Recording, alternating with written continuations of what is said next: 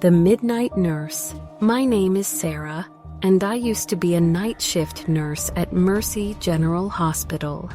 I say used to because after what happened 3 months ago, I can never set foot in another hospital again. Some people say I had a breakdown, that the stress of working nights finally got to me. But I know what I saw. I know what hunted me through those sterile corridors.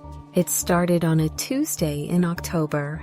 I'd been working the night shift for 2 years, and I thought I'd seen everything.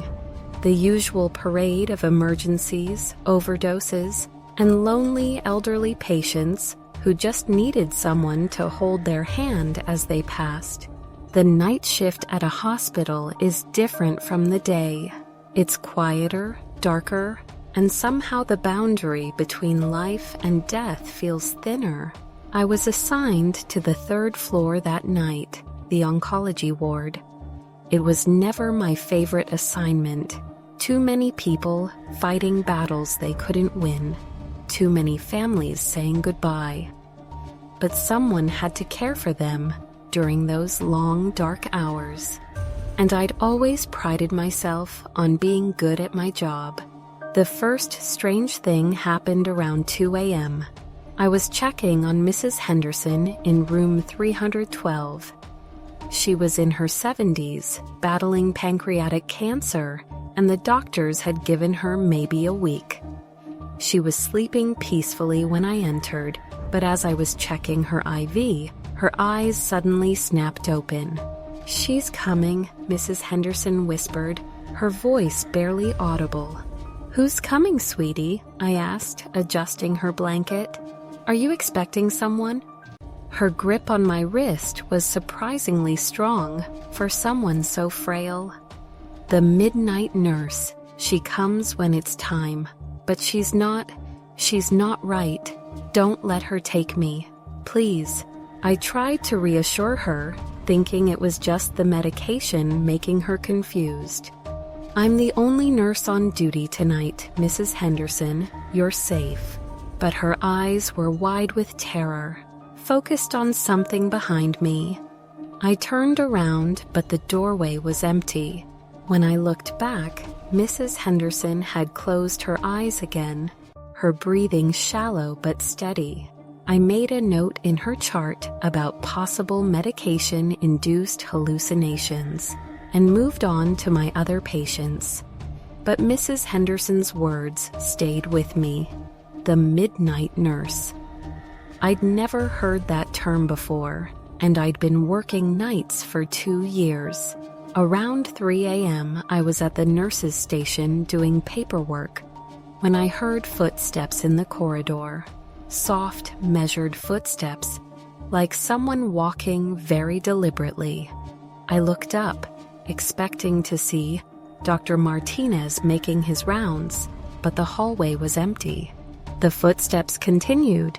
I stood up and walked to the edge of the nurse's station, peering down the long corridor. The fluorescent lights hummed overhead, casting that harsh institutional glow that made everything look pale and sickly. Room after room stretched into the distance, but I couldn't see anyone. Click, click, click. The sound was definitely footsteps, but they seemed to be coming from everywhere and nowhere at once. I grabbed my flashlight and started walking down the hall, checking each room. All my patients were asleep. The footsteps stopped. I was about to head back to the nurse's station when I heard something that made my blood run cold. Singing. Someone was singing a lullaby, very softly, in a voice that sounded like it was coming from far away. "Rock-a-bye, baby, in the treetop, when the wind blows, the cradle will rock." I followed the sound to room 318, but when I pushed open the door, I found Mr. Garcia sleeping peacefully, just as I'd left him an hour earlier. The singing had stopped. I was starting to feel genuinely unsettled. In 2 years of night shifts, I'd never experienced anything like this. Hospitals can be creepy places at night, sure, but this felt different. This felt wrong. I went back to the nurse's station and called security. "Hey Jim, this is Sarah on 3. Can you do a quick walkthrough of my floor? I keep hearing footsteps and, well, just check it out for me, will you?" Jim arrived 15 minutes later. He was a big, friendly guy who'd worked hospital security for 10 years. If anyone could put my mind at ease, it was Jim. "Everything looks normal to me, Sarah," he said after completing his rounds. "All your patients are sleeping soundly. Maybe you're just tired? When's the last time you got a good day's sleep?" I was about to answer when we both heard it. The singing again, coming from the direction of room 318. "Rockabye, baby." Jim's expression changed. He'd heard it too. We walked quickly toward the room, Jim's hand on his radio.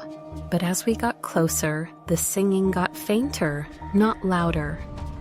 By the time we reached room 318, it had stopped entirely. Mr. Garcia was still asleep, his breathing steady and normal. "That's weird," Jim muttered. "Sound really carries funny in these old buildings sometimes. Probably just someone's TV or radio from another floor." But I could tell he was rattled. After he left, I tried to focus on my work, but I couldn't shake the feeling that someone was watching me. Every time I turned around, I expected to see someone standing there, but the corridors remained empty.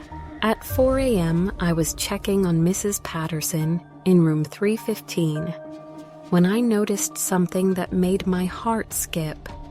There were wet footprints on the floor leading from the door to her bed. Small footprints like those of a child, but the water was a rusty reddish color. I knelt down and touched one of the prints. It was still wet, and when I brought my finger to the light, I could see it was definitely blood. Mrs. Patterson was sleeping peacefully. No signs of bleeding or distress. I checked her thoroughly. Her IV was secure. Her surgical site was clean and dry. Everything was normal. But the footprints were there, leading right to her bedside. I cleaned them up quickly and quietly, trying not to wake her. But as I was leaving the room, I heard her whisper. She was here, wasn't she? The midnight nurse? I stopped, my hand on the door handle. "Mrs. Patterson, are you awake?" I felt her standing over me, she said, her eyes still closed. "Cold hands, so cold." She whispered something in my ear, but I couldn't understand the words. They weren't in English. "What did she look like?" I asked, though I wasn't sure I wanted to know. "Like a nurse from long ago, old-fashioned uniform, the kind with the white cap. But her face was wrong. Too pale, too thin, and her eyes were black, completely black." I spent the rest of my shift in a state of growing terror. Every shadow seemed to move. Every sound made me jump. I found more bloody footprints outside room 320, and then room 322. Each time, the patient would whisper about a visit from the midnight nurse. When my shift ended at 7 a.m., I practically ran out of the hospital. I went home and tried to sleep, but every time I closed my eyes, I could hear that lullaby playing in my head. The next night, I almost called in sick, but I needed the job, and I told myself that maybe I'd just been overtired. Maybe it was all in my head. I should have trusted my instincts. The second night was worse, much worse. I was assigned to the same floor, and as soon as I arrived, I could feel that something was different. The air felt thicker, colder. Several of my patients complained of nightmares before I'd even introduced myself. Mrs. Henderson was still in room 312, but her condition had deteriorated significantly. She was barely conscious, her breathing labored and irregular. The doctors said it would be soon. At 2 a.m., exactly 24 hours after the first incident, I heard the footsteps again, but this time I also heard something else. Voices whispering in a language I didn't recognize. They seemed to be coming from the walls themselves. I tried to ignore them and focus on my work, but the whispers grew louder. They followed me from room to room, always just at the edge of hearing, and everywhere I went, I found those bloody footprints. At 3 a.m., I was in the supply closet getting fresh linens when the door slammed shut behind me. I tried the handle, but it wouldn't budge. The whispers were louder now, surrounding me in the darkness. Then I heard the lullaby again, but this time it was right there with me in the closet. Rockabye baby in the treetop. I fumbled for my phone's flashlight and illuminated the small space. I was alone, but on the shelf in front of me, someone had written words in what looked like blood. Soon. I banged on the door and screamed for help until Jim came running. The door opened easily for him. "Sarah, what's wrong? You look like you've seen a ghost." Maybe I had. The rest of the shift passed in a blur of terror. Patients kept asking me about the midnight nurse. They described her the same way every time. Pale, thin, dressed in an old-fashioned uniform, with black eyes that seemed to look right through you. At 5 a.m., Mrs. Henderson called me to her room. "She's coming for me tonight," she whispered. "I can feel it. Promise me something, Sarah. Don't let her take me. Fight her if you have to." "Mrs. Henderson, there's no one. Promise me." I promised, though I didn't know what I was promising to do. An hour later, Mrs. Henderson's heart monitor started beeping frantically. I rushed to her room and found her sitting up in bed, her eyes wide with terror, staring at the foot of her bed. "She's here," Mrs. Henderson whispered. "Oh God, she's here." I looked where she was staring, but I saw nothing, just the empty space at the foot of her bed. But the temperature in the room had dropped at least 20 degrees, and I could see my breath misting in the air. Mrs. Henderson's heart rate was climbing dangerously high. "Please," she begged me, "don't let her take me." That's when I saw her. She materialized slowly, like smoke taking shape. An old-fashioned nurse's uniform, white and pressed, with a cap pinned to dark hair that hung lank and lifeless around her face. But Mrs. Henderson was right. Her face was wrong. Too pale, too thin, with black eyes that seemed to absorb light rather than reflect it. She was reaching for Mrs. Henderson with hands that looked more like claws. I don't know what came over me. I stepped between them and said, "Get away from her." The thing that looked like a nurse turned those black eyes on me, and I felt a cold that went deeper than my bones. When she spoke, her voice sounded like autumn leaves scraping across concrete. "She is mine," the midnight nurse said. "They are all mine when their time comes." "Not tonight," I said, though my voice was shaking. "Not on my watch." She smiled then, and I saw that her teeth were black and pointed. "You cannot stop what must be, but perhaps you would like to take her place?" I felt something cold and sharp touch my throat, though she was still standing at the foot of the bed. "Sarah," Mrs. Henderson's voice broke through my terror. "The call button, press the call button." I lunged for the call button and hit it repeatedly. Within seconds, Jim burst through the door, followed by Dr. Martinez. The midnight nurse was gone, but Mrs. Henderson was still alive, her heart rate slowly returning to normal. "What happened?" Dr. Martinez asked, checking her vitals. "Her monitors went crazy." I couldn't tell them the truth. Who would believe me? Instead, I said she'd had a nightmare and worked herself up. But Mrs. Henderson squeezed my hand and whispered, "Thank you." She lived through the night, and the next night, and the night after that. Against all medical expectations, she started getting better. Not cured, the cancer was still there, but stronger, more alert, with more time than anyone thought possible. I thought I'd won. I thought I'd beaten whatever that thing was. I was wrong. The midnight nurse started visiting other patients, always the ones who were close to death, always offering the same cold comfort. But now she was angry. I'd interfered with her work, and she wanted revenge. She began appearing to me directly, not just to the patients. I'd be walking down the hall and catch a glimpse of her reflection in a window. I'd open a supply closet and find her standing inside, smiling that terrible smile. She never spoke to me again, but I could feel her hatred like a physical thing. The breaking point came 2 weeks later. I was checking on a young man named David who'd been in a car accident.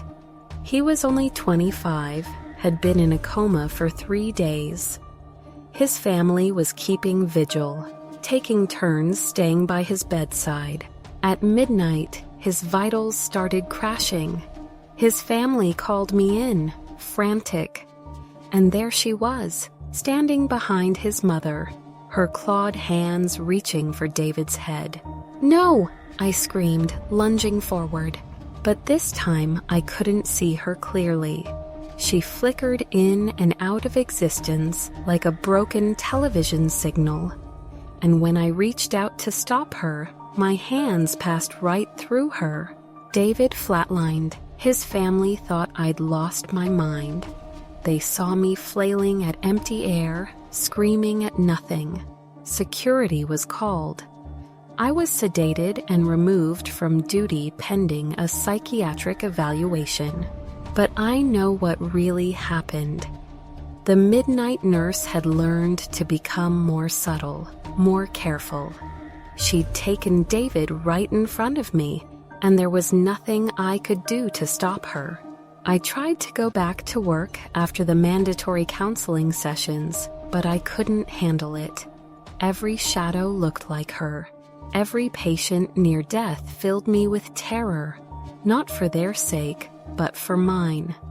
Because I knew she was still there, still hunting, still angry at me for interfering. The final straw came when I was working a shift at a different hospital across town. I'd thought maybe changing locations would help, but at 3 a.m. I heard it again. "Rockabye baby" in the treetop. She'd followed me. I quit that night and never went back. I couldn't be responsible for failing to protect another patient. I couldn't watch her take someone else while I stood helpless. I work as a home health aide now, only day shifts. But sometimes, late at night when I'm alone, I still hear her singing. And I know that one day, when my time comes, she'll be waiting for me. The midnight nurse never forgets, and she never forgives. Some people say death is peaceful, that there are angels who come to guide you to the other side. Maybe that's true for some people, but I've seen what waits in the dark corners of hospitals, in those quiet hours when the boundary between life and death grows thin. I've seen the midnight nurse, and I pray you never do.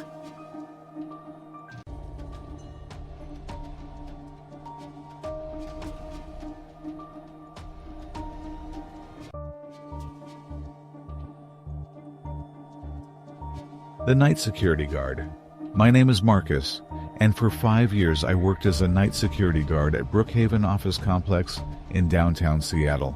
It was a 40-story building filled with law firms, accounting offices, and tech companies. During the day, it buzzed with activity.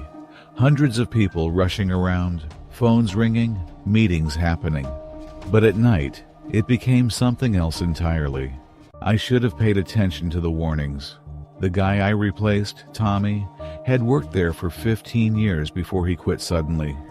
When I asked him why he was leaving such a steady job, he just shook his head and said, "Some places aren't meant to be empty, Marcus. That building, it doesn't like being alone." I laughed it off. I needed the job, and night security work paid better than most things I was qualified for. Plus, how hard could it be? Walk around an empty building, check some doors, watch some monitors. Easy money. I was wrong about the easy part. My first week was normal enough. The building had 24 floors of offices, plus basement levels for parking and storage. My job was to do rounds every 2 hours, checking that all the doors were locked, all the alarms were set, and nothing was out of place. Between rounds, I sat at the security desk in the lobby, watching feeds from cameras throughout the building. The building was never completely silent, even at night. The heating system would kick on and off, elevators would occasionally hum to life for maintenance cycles, and there was always the distant sound of traffic from the street outside. These were normal sounds, familiar sounds. It was the other sounds that started getting to me. It began during my second week. I was doing my 2 a.m. rounds, checking the 15th floor, when I heard typing. The rapid click, click, click of someone working on a keyboard, coming from one of the offices down the hall. I figured someone was working late and had forgotten to notify security. It happens sometimes. I walked toward the sound, ready to log whoever was there and maybe offer to bring them some coffee from the vending machine. But when I reached the office where the sound was coming from, it was dark and empty. The computers were all shut down, the desks clean and organized. I stood there for a full minute, listening. But the typing had stopped. I chalked it up to sound carrying strangely through the building's ventilation system. Old buildings do that sometimes. The next night, I heard it again. Same floor, but a different office this time. And again, when I investigated, I found nothing. This pattern continued for a week, typing sounds, always from the 15th floor, always disappearing when I got close. I started timing my rounds differently, trying to catch whoever was making the noise. But it didn't matter when I arrived. The sounds would stop the moment I stepped off the elevator. Then things got stranger. During my third week, I was reviewing the security footage from the previous night when I noticed something odd. The camera covering the 15th floor hallway showed something that didn't match what I remembered from my rounds. In the footage, I could see myself walking down the hall, checking doors. But there was also something else. A shadow that seemed to move independently, following behind me about 20 feet back. It was human-shaped, but wrong somehow. Too tall, too thin, with arms that hung too long. I rewound the footage and watched it again. The shadow was definitely there, mimicking my movements, but staying just out of the direct light. When I stopped to check a door, it stopped. When I moved on, it followed. But I hadn't seen anything during my actual rounds. The hallway had been empty. I started carrying a small digital camera with me after that, taking photos during my rounds. I told myself it was for security purposes, documenting anything unusual. Really, I was trying to prove to myself that I wasn't going crazy. The photos showed the shadow too. I tried talking to my supervisor, but how do you explain something like that? "Hey boss, there's a shadow following me around the building, but only on the security cameras." He'd think I was having a breakdown. Instead, I started researching the building's history. What I found made my blood run cold. Brookhaven Office Complex had been built in 1987 on the site of an older building, the Brookhaven Hotel, which had operated from 1923 to 1985. The hotel had a dark history. Over its 62 years of operation, there had been dozens of deaths. Some were natural, heart attacks, old age. Others were less natural. The hotel had been a popular spot for suicides, particularly during the Great Depression. People would rent a room on one of the upper floors and jump. But the worst incident had happened in 1962. A fire had started on the 15th floor in the middle of the night. The official cause was listed as an electrical fault, but some witnesses reported seeing a man in a suit walking the halls just before the fire started. 7 people died in that fire, all on the 15th floor. They were found at their desks, as if they had been working when the smoke overcame them. The man in the suit was never identified. Some people claimed he was a hotel employee who had started the fire deliberately, but there was never any proof. He became known as the Night Manager in local ghost stories. Reading about this should have scared me away from the job. Instead, it made me more curious. I started paying special attention to the 15th floor during my rounds, looking for any signs of the presence I'd been sensing. It was during my 4th week that I finally saw him clearly. I was doing my midnight rounds, just stepping off the elevator on 15, when I saw a man at the far end of the hallway. He was wearing a dark suit and appeared to be checking the offices, just like I was. For a moment, I thought it was another security guard, maybe someone from the day shift who had stayed late. "Hey," I called out, walking toward him. "You're not supposed to be here without—" He turned around, and I saw his face. It was pale and gaunt, with deep shadows where his eyes should have been. His mouth was moving, but no sound was coming out. He appeared to be talking to someone, carrying on a conversation with empty air. I stopped walking. Every instinct I had was screaming at me to get back on that elevator and get out of there. But I was being paid to investigate unusual activity, and this definitely qualified. "Sir, I need to see some identification," I said, my voice shakier than I wanted it to be. The man stopped moving his mouth and looked directly at me. When our eyes met, I felt a cold that went deeper than winter. His mouth opened wider, unnaturally wide, and he let out a sound that was part scream, part static, like a radio tuned to a dead frequency. Then he was gone.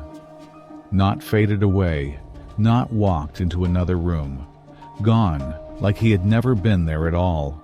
I stood there for what felt like hours but was probably only a few minutes, staring at the spot where he had been standing. My hands were shaking so badly I could barely hold my flashlight. I finished my rounds as quickly as possible and spent the rest of the night at the security desk, watching the monitors. The 15th floor camera showed nothing unusual, just empty hallways and closed office doors. But I knew what I had seen.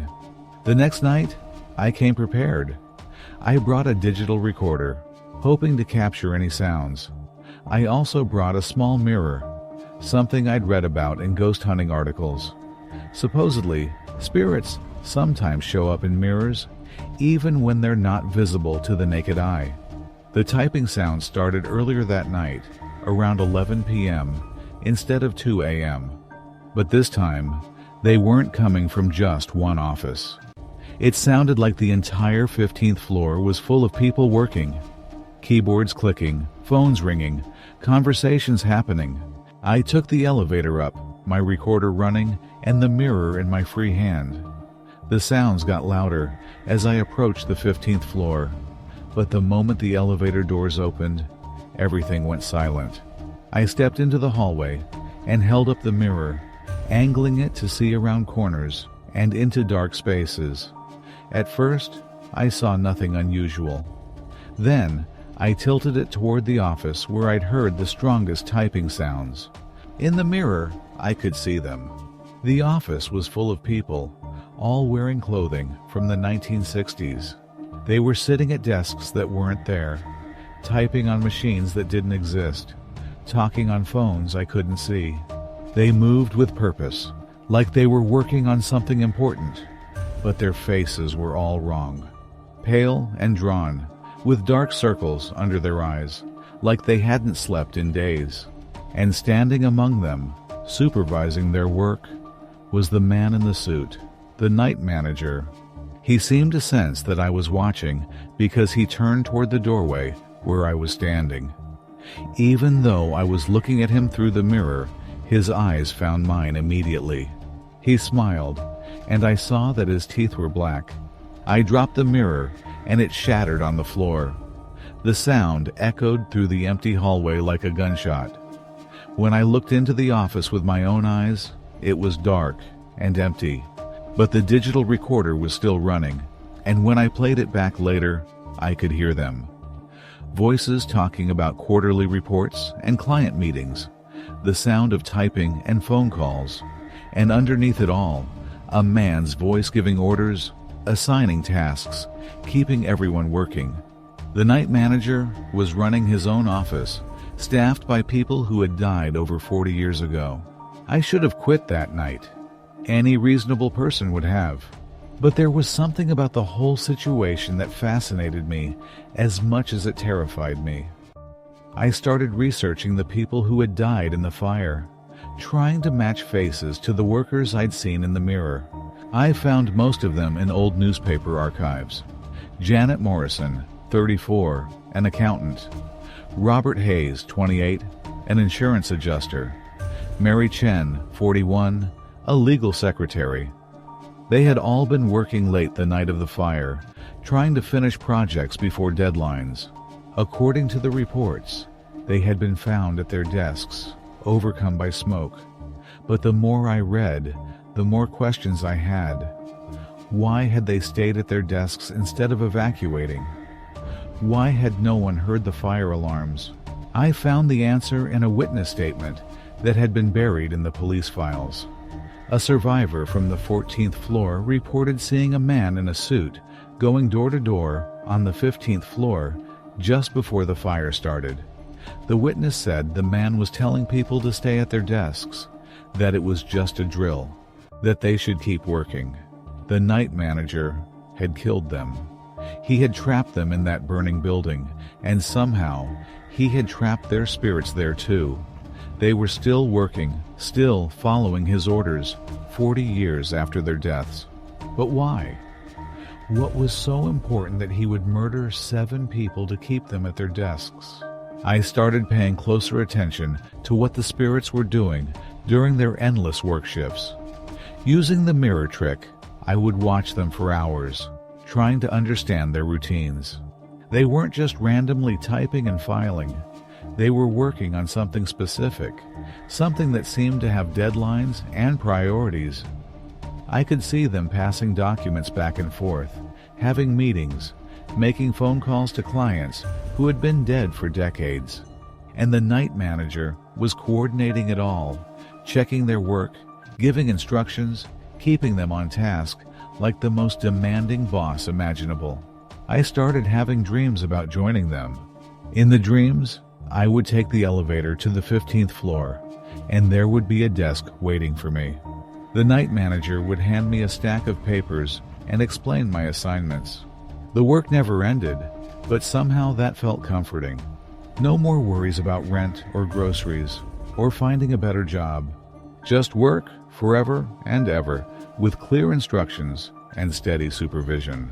I would wake up from these dreams feeling refreshed, like I had actually gotten a good night's sleep. And I started looking forward to my shifts at the building, eager to check on the progress of the phantom office workers.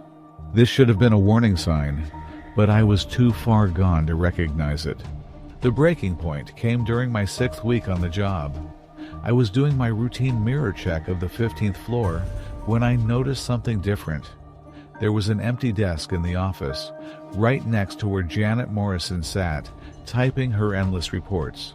The night manager was standing next to the empty desk, looking directly at me through the mirror. He pointed to the desk, then pointed at me, then smiled that terrible black-toothed smile.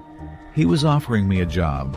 I felt a powerful urge to walk into that office and sit down at the empty desk.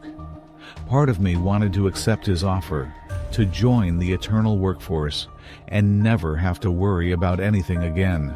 Instead, I ran. I didn't stop running until I was out of the building and 3 blocks away. I called my supervisor from a payphone and quit over voicemail. I never went back, not even to collect my final paycheck. That was 5 years ago, but I still have the dreams. In them, the night manager is still waiting, still holding that position open for me. The empty desk is still there, and someday, maybe when I'm old and tired and have nothing left to live for, I might be tempted to take it. I work day shifts now, retail jobs mostly. I've never taken another night security position, and I never will. Because I know that somewhere in downtown Seattle, on the 15th floor of an office building, there's a man in a suit running the most dedicated workforce in the world. They never call in sick, they never ask for raises, they never quit, and there's always room for one more employee. Sometimes, I drive past the Brookhaven complex late at night, and I can see lights on the 15th floor, faint lights like the glow of computer screens, and I know they're up there, working away, following orders from a boss who died before I was born. The night manager runs a tight ship. His employees are the most punctual, most dedicated workers you'll ever find. They just happen to be dead. If you're ever looking for a night security job in downtown Seattle and someone offers you a position at Brookhaven Office Complex, my advice is simple. Say no. Find something else. Work anywhere else. Because the night manager is always hiring, and once you're on his payroll, you never get to retire. The work never ends, and neither do you. I can still hear them sometimes. Late at night when the city is quiet, the sound of typing, of phones ringing, of dedicated employees putting in overtime. The night manager's office is always open. The work never stops, and that empty desk is still waiting.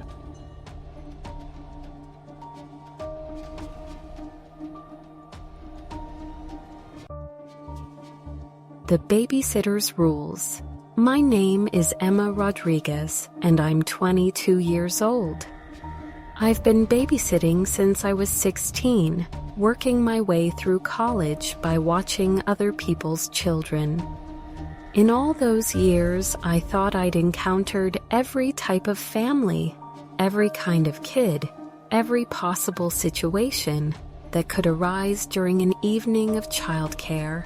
I was wrong. The Ashford family contacted me through a babysitting app in late September 2023. They lived in an upscale neighborhood in Westchester County, about an hour north of New York City, in one of those sprawling colonial houses that scream old money and family traditions.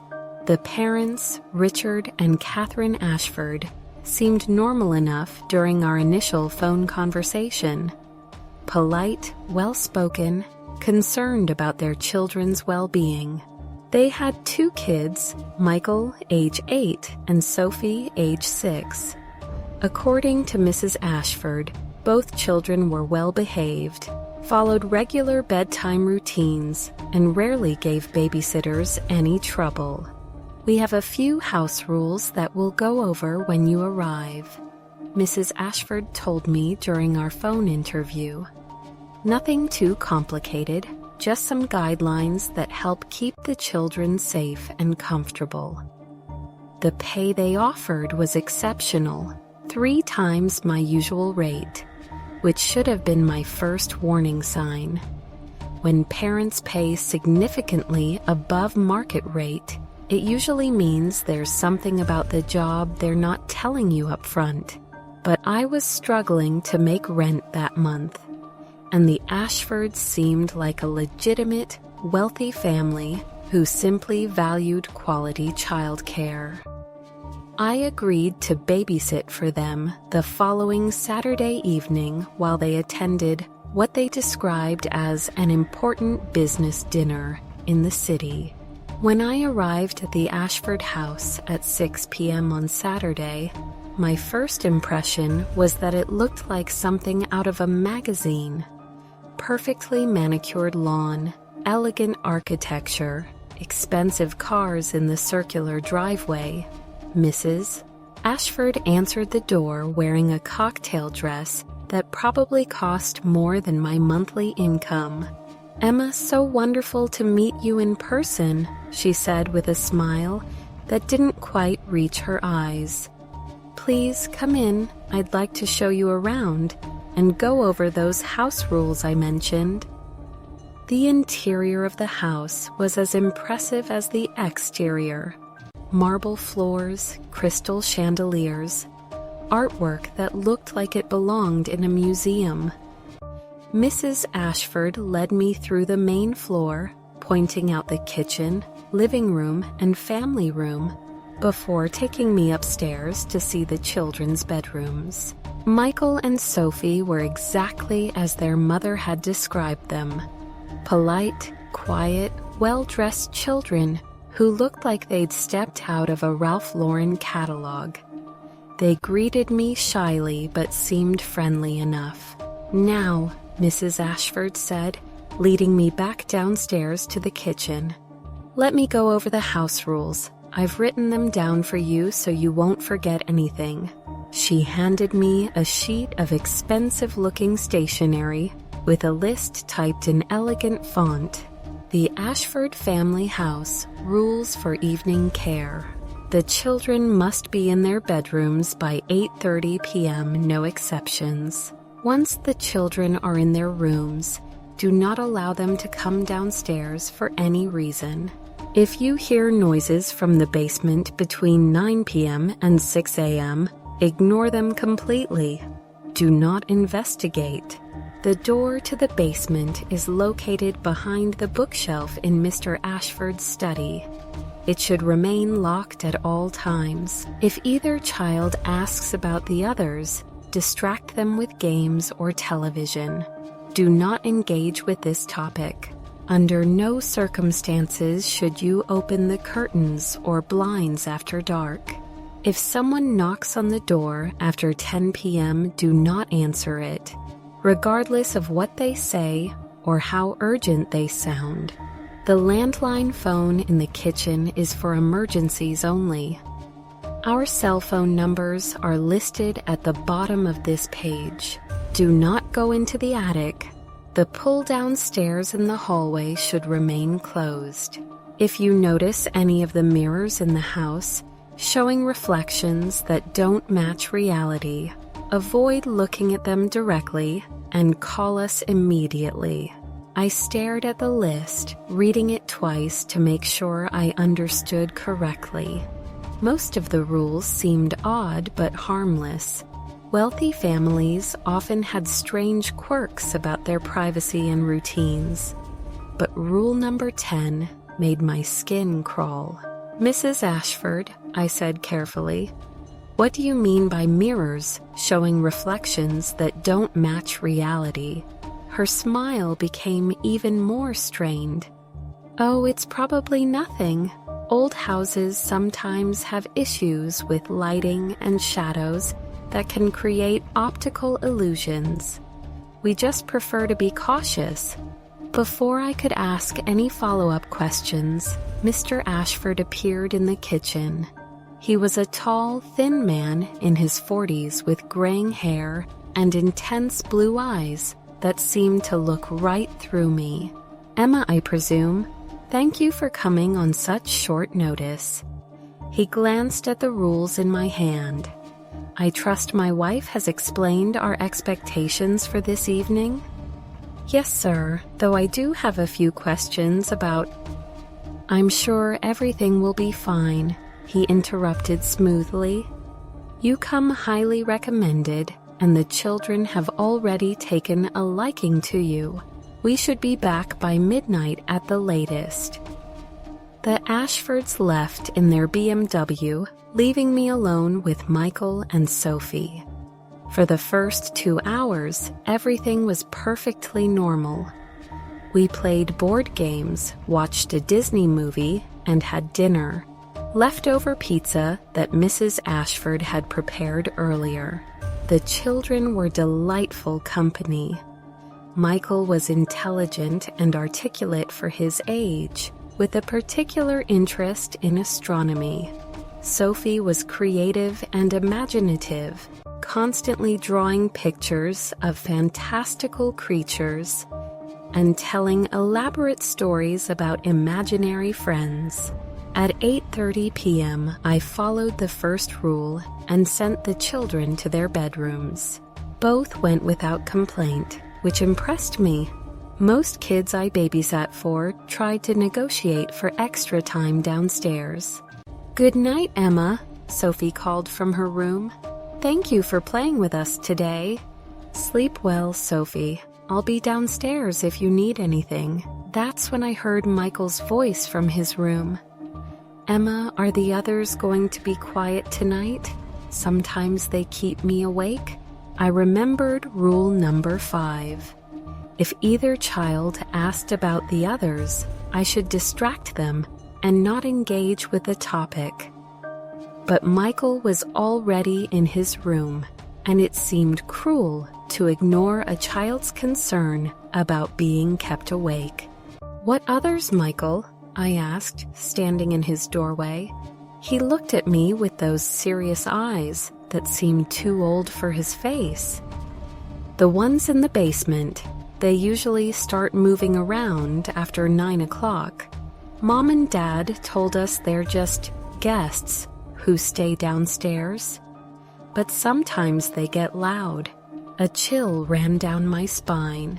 Rule number 3 specifically mentioned ignoring noises from the basement between 9 p.m. and 6 a.m. "I'm sure everything will be quiet tonight," I told Michael, forcing a smile.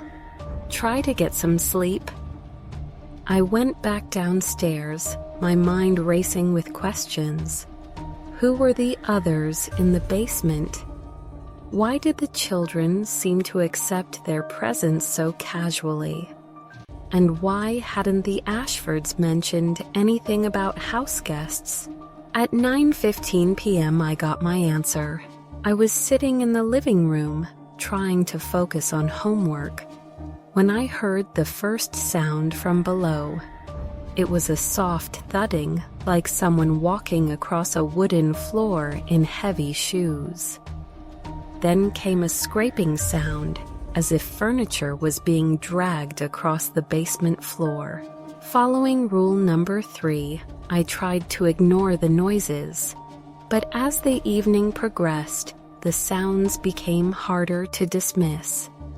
I heard what sounded like multiple people moving around down there, occasional muffled voices, and at one point, what might have been crying. By 10 p.m., my curiosity and concern had overridden my commitment to following the rules. I needed to know what was happening in the basement. I found Mr. Ashford's study and located the bookshelf mentioned in rule number 4. It took some searching, but I eventually found a hidden mechanism that caused the bookshelf to swing inward, revealing a narrow staircase leading down into darkness. The basement door was indeed locked, but the lock was a simple deadbolt that could be opened from my side. I stood at the top of the stairs for several minutes, listening to the sounds coming from below. There were definitely people down there, multiple people, moving around, talking in hushed tones. I called down the stairs. "Hello, is everyone okay down there?" The sounds stopped immediately. Complete silence for about 30 seconds, then a woman's voice, weak and desperate. "Please help us. We've been down here for so long. We just want to go home." My heart started racing. This wasn't house guests or overnight visitors. Something was seriously wrong. "How many of you are there?" I called down. "7," came the reply. "Maybe 8. It's hard to keep track. Some of them have been here longer than others." I fumbled for my phone to call 911, but realized I had no cell service in the study. The thick walls of the old house were blocking the signal. "I'm going to call for help," I shouted down the stairs. "Hold on." I ran to the kitchen to use the landline, but when I picked up the phone, there was no dial tone. The line was dead. That's when I heard Sophie's voice from the top of the stairs. "Emma, what are you doing?" I spun around to find both children standing at the entrance to the hallway, still in their pajamas. They should have been in bed, asleep, but both were wide awake and looking at me with expressions I couldn't read. "I heard noises from the basement," I explained. "There are people down there who say they need help." Michael and Sophie exchanged a look that seemed far too adult for children their age. "You're not supposed to talk to them," Sophie said softly. "Mom and Dad's rules are very specific about that." "Sophie, there are people trapped in your basement. We need to call the police." "They're not trapped," Michael said matter-of-factly. "They're just staying there for a while, until Mom and Dad decide what to do with them." The way he said it made my blood run cold. These children were talking about human beings, the way most kids would discuss pets or toys. "What do you mean, what to do with them?" Neither child answered. Instead, Sophie walked over to one of the living room windows and peeked through the curtains. "Emma," she said, in a voice that was suddenly much more mature than her 6 years should have allowed, "you really shouldn't have broken the rules. Mom and Dad are going to be very disappointed." I looked out the window and saw headlights turning into the driveway. The Ashfords were home, several hours earlier than they'd said they would be. "They know," Michael said calmly. "They always know when someone breaks the rules." I felt panic rising in my chest. I needed to get out of the house immediately, but I also couldn't abandon the people in the basement. I ran back to the study, intending to unlock the basement door and free whoever was trapped down there. But when I reached the bookshelf, it had been moved back into position, blocking access to the staircase. And standing behind me were Mr. and Mrs. Ashford, still in their evening wear, wearing those same strained smiles I'd seen earlier. "Emma," Mrs. Ashford said, in a voice like ice, "we specifically asked you to follow our rules." "There are people in your basement," I said, backing away from them. "People who are being held against their will. I'm calling the police." Mr. Ashford laughed, but there was no humor in it. "With what phone?" We disconnected the landline before we left, and as you've probably noticed, cell service in this house is quite poor. "What do you want with those people? Who are they?" "They're previous babysitters," Sophie said matter-of-factly from the doorway. "The ones who didn't follow the rules." My legs nearly gave out. "What?" "We've been through quite a few babysitters over the years," Mrs. Ashford explained, as casually as if she were discussing the weather. "Most of them work out fine. They follow our simple guidelines, do their job, and go home with a nice payment and a good reference. But some of them, like you, can't seem to resist poking around where they don't belong." "You can't just kidnap people," I whispered. "We prefer to think of it as an extended employment opportunity," Mr. Ashford said. "The babysitters who break our rules clearly need more intensive training in childcare protocols. so we provide that training in a controlled environment. The basement. The basement, he confirmed. Don't worry, they're quite comfortable down there. We've set up living quarters, basic amenities, recreational activities, and they're serving an important purpose. They help take care of Michael and Sophie when we're away on longer trips. I realized with growing horror that the Ashford children had been raised by a succession of kidnapped babysitters, trapped in the basement and forced to care for them. No wonder the kids seemed so mature for their age. They'd been exposed to the trauma and desperation of multiple adults who'd been held captive in their home. This is insane, I said, edging toward the front door. You're both completely insane. We're protective parents, Mrs. Ashford corrected. We simply want the best possible care for our children, and we've found that babysitters work much harder when they have proper motivation. I made a run for the front door, but it was locked from the inside with a deadbolt that required a key. The windows were all equipped with decorative but functional iron bars. The house that had seemed so elegant when I arrived now revealed itself to be a prison. Don't make this more difficult than it needs to be, Emma, Mr. Ashford said. You'll be quite comfortable in the basement, and you'll find that the other babysitters have formed a lovely little community down there. Some of them have been with us for years. They've become like family. How many? I asked, still desperately looking for an escape route. Including you, we'll have 8, Mrs. Ashford said with satisfaction. A nice, manageable group, large enough to provide round-the-clock childcare when we travel, small enough to avoid overcrowding. That's when I remembered rule number 10, about mirrors showing reflections that don't match reality. I glanced at the large mirror in the entryway and nearly screamed. The reflection showed not just the 4 of us standing in the hallway, but dozens of other figures, translucent, ghostly forms surrounding us. Men and women of various ages, all wearing expressions of infinite sadness and rage. You can see them, Sophie observed, following my gaze to the mirror.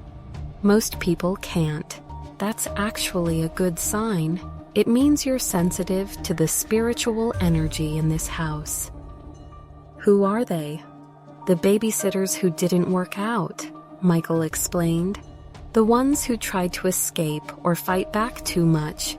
They're still here in a way. I understood now why the house rules included not looking at mirrors that showed impossible reflections. The Ashford family wasn't just kidnapping babysitters. They were killing the ones who wouldn't comply. And somehow their spirits were trapped in the house. How long has this been going on? I whispered.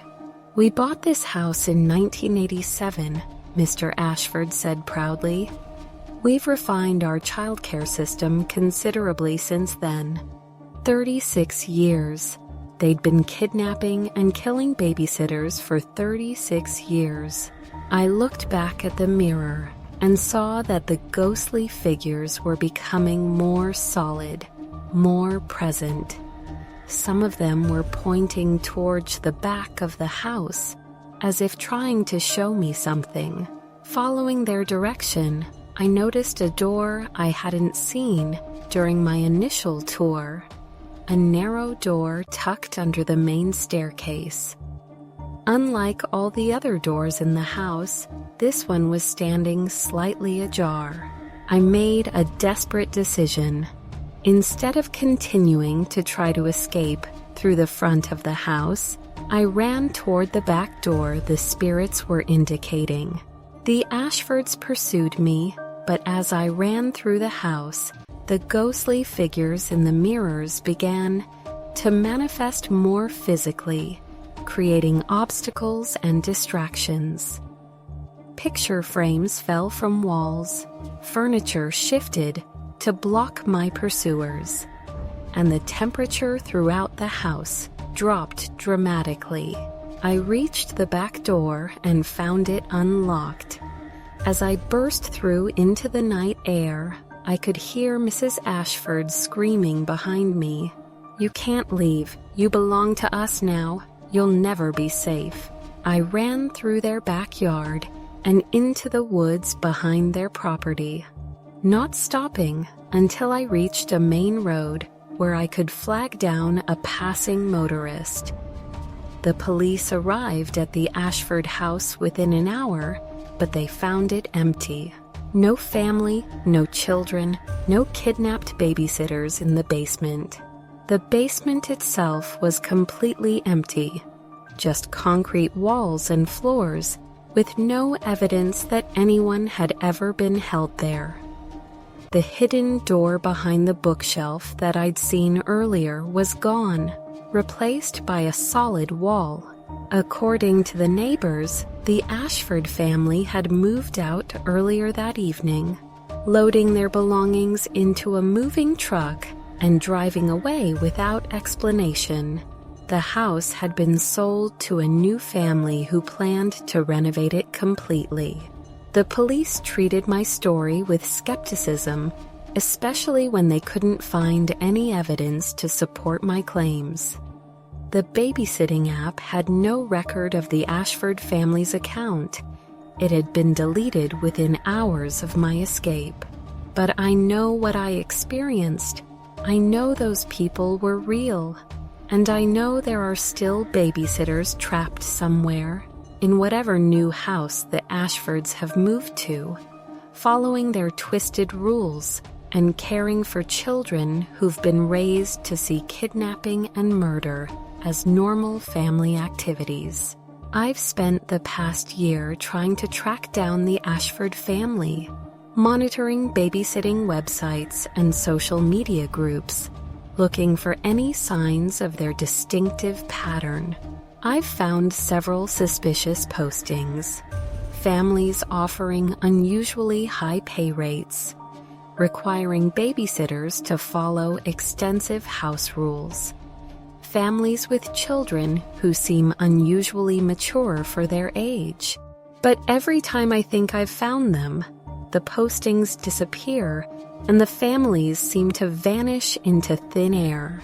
I still babysit occasionally, but I've developed my own set of rules. Never take jobs from families offering significantly above market rates without explanation.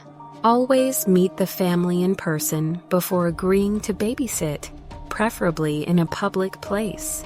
If a family gives you a list of house rules that seems excessive or strange, trust your instincts and decline the job. Always tell someone where you're going and when you expect to be home. And if you ever encounter a family named Ashford, or any family that gives you rules about not investigating basement noises or avoiding mirrors after dark, run. Don't ask questions. Don't try to help the people you might hear calling for assistance. Just run and don't look back. Because some families aren't looking for babysitters, they're looking for prisoners. And once they have you, they'll never let you go. The Ashfords are still out there, still collecting babysitters, still adding to their basement full of captives. And their children are getting older, learning their parents' methods, preparing to continue the family tradition. Somewhere tonight, a young woman is arriving at an elegant house, being handed a list of strange rules, and being told that the pay is unusually generous. I pray she's smart enough to leave before it's too late. Because the next time you see an ad for a babysitting job that seems too good to be true, remember my story. Some opportunities come with a price that's higher than you could ever imagine. and some houses never let their guests leave.